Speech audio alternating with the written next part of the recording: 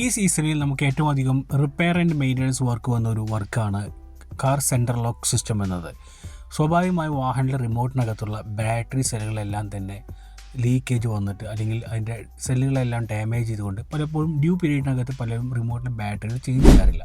അതുകൊണ്ട് തന്നെ ലീക്കേജ് കാരണം ബോർഡിലെ ഷോർട്ട് വന്നുകൊണ്ട് പ്രോപ്പറായിട്ട് റിമോട്ട്സ് വർക്ക് ചെയ്യാറില്ല. അപ്പോൾ അത്തരത്തിൽ ചെറിയൊരു കോസ്റ്റ് കൊണ്ട് തീരാവുന്ന ഒരു കാര്യം വലിയൊരു കോസ്റ്റിലേക്ക് എത്തിക്കുന്ന ഒരു സാഹചര്യമുണ്ട്. അപ്പോൾ അതുകൊണ്ട് ഡ്യൂ പീരീഡിനകത്ത് നിങ്ങളുടെ വാഹനത്തിൻ്റെ റിമോട്ടിനകത്തുള്ള സെൽസ് റീപ്ലേസ് ചെയ്യാൻ ശ്രമിക്കുക. അതുപോലെ തന്നെ ഇപ്പോഴത്തെ മഴക്കാലത്തൊക്കെ നമുക്ക് കൂടുതൽ ശ്രദ്ധിക്കേണ്ട കാര്യമാണ് കീയുടെ റിമോട്ടിന് മുകളിലൊരു പൗച്ച് ഇടുക എന്നുള്ളത്. റബ്ബർ സിലിക്കോൺ ടൈപ്പുള്ളതോ അല്ലെങ്കിൽ കാർബൺ ഡിസൈനുള്ള ഒരു വളരെ ക്യൂട്ടായിട്ടുള്ള കീ കവേഴ്സ് വരുന്നുണ്ട്. അതിൽ ഇടുകയാണെങ്കിൽ നമുക്ക് ഒപ്പം ഡാമേജസ് മാത്രമല്ല ഇത്തരത്തിലുള്ള വെള്ളം ഉള്ളിലേക്ക് കടക്കാനുള്ള സാഹചര്യത്തിൽ അതെല്ലാം ഒഴിവാക്കാൻ കഴിയും. പലപ്പോഴും ഈ കേസ് ഡാമേജ് ആയി കണ്ട് പലരും കീ ഡ്യൂപ്ലിക്കേഷൻ ചെന്നുകൊണ്ട് അല്ലെങ്കിൽ ഷോറൂമിൽ ചെന്നുകൊണ്ട് മൊത്തമായി കീ സെറ്റും ലോക്കെല്ലാം തന്നെ റീപ്ലേസ് ചെയ്ത് മേടിക്കുന്നത് കാണാറുണ്ട്.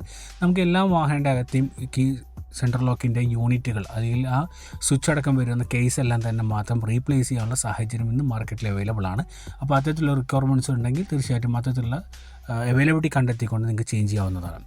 മറ്റൊരു വിശേഷമാണ് നമ്മുടെ വാഹനത്തിൻ്റെ സെൻട്രൽ ലോക്ക് യൂണിറ്റിനകത്ത് പ്രവർത്തിക്കുന്നത് സർട്ടൈൻ ആയിട്ടുള്ള സെൻട്രൽ ലോക്കിംഗ് മോട്ടേഴ്സാണ്.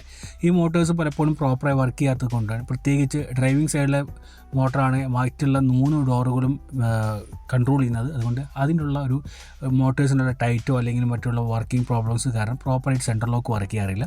അപ്പോൾ പ്രോപ്പറായിട്ട് ചെക്ക് ചെയ്യാതെ അല്ലെങ്കിൽ ഡയഗ്നോസ് ചെയ്യാതെ പലരും നേരെ കൊണ്ടുപോയിട്ട് സെൻട്രൽ ലോക്ക് പുതിയ യൂണിറ്റ് ഇൻസ്റ്റാൾ ചെയ്യണം അല്ലെങ്കിൽ വലിയ കോസ്റ്റ് ചിലവാക്കുന്നത് കാണുന്നുണ്ട്. അപ്പോൾ തീർച്ചയായിട്ടും അത്തരത്തിലുള്ള മെയിൻ്റനൻസ് വർക്കോ റിപ്പയർ വർക്കൊക്കെ ചെയ്യാവുന്ന സാഹചര്യമുണ്ടെങ്കിൽ അത് ഉപയോഗപ്പെടുത്തുക എന്നാണ് സെൻട്രൽ ലോക്കുമായി ബന്ധപ്പെട്ട് നമുക്ക് അറിയാനുള്ളത്.